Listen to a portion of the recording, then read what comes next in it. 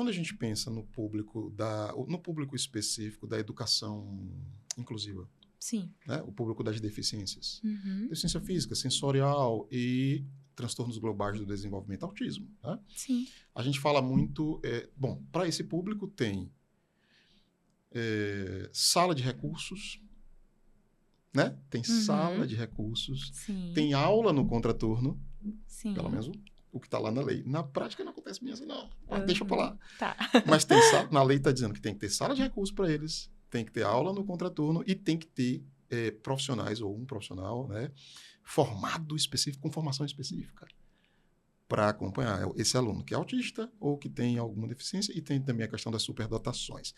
Muita gente me pergunta se TDAH faz parte desse grupo, e eu digo que tecnicamente não.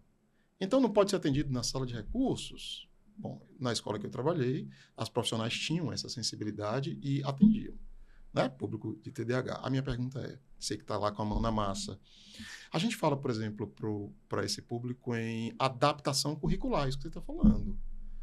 A prova que é feita para todo mundo, para essa pessoa pode não funcionar, esse tipo de avaliação, porque ela tem uma neurodivergência, né? E aí, como é que eu faço? Assim, na prática, tem que se criar mecanismos concretos para dar conta dessas diferenças? Com certeza. Até pensando no desenvolvimento desse aluno, desse adolescente, e até como uma forma de auxiliar nessas questões emocionais. Na prática, eu vejo que em algumas instituições de ensino isso funciona, Sim. em outras não. Porque a gente se depara muitas vezes com a carência de profissionais que estejam especializados e preparados para lidar com esse tipo de demanda. Então, na prática, o que eu vejo é que pessoas com algum tipo de diagnósticos e que sinalizam esse diagnóstico para o setor de psicologia ou para a coordenação do colégio, eles têm acesso a esse atendimento especializado, que é um atendimento tanto de conversar com o setor de psicologia, em escolas que existem um profissional da psicologia para isso. Não são todos, infelizmente. Infelizmente. E a adaptação das provas. Então, a pessoa que tem algum tipo de neurodivergência, ela tem o direito de ter uma prova adaptada, seja uma prova adaptada de acordo com as necessidades dela. Eu falo sobre TDAH, autismo e etc., mas tem outras questões também, como a deficiência visual, algumas questões que necessitam também de uma prova adaptada. Tecnologias aumentativas, nesse caso, né? Exatamente. Então, o que eu vejo na prática é que nas instituições de ensino que isso funciona, o aluno tem acesso a uma prova diferenciada, assim, de acordo com a necessidade dele. Então, seja uma prova com o texto mais reduzido, seja uma prova com a fonte da letra aumentada ali, o direito também de utilizar algum tipo de recurso no momento da prova. Isso é essencial, até porque quando a gente pensa no próprio Enem, né, que é assim, uma das principais provas de vestibulares, no Enem, pessoas com neurodivergências têm direito a esse atendimento especializado. Então, é importante que na escola isso já aconteça para que o aluno vá se habituando, para que no momento do Enem ele saiba como que vai funcionar ali. Tem outro direito das pessoas com deficiência que eu esqueci de citar. Eu citei sala de recursos, o que foi mais que eu falei? Falei sala de recursos, falei do profissional e falei da questão da adaptação curricular. Fora outros, né? Sim. Mas tem um outro muito, muito, muito importante que faz uma diferença enorme na aprendizagem desses alunos, que é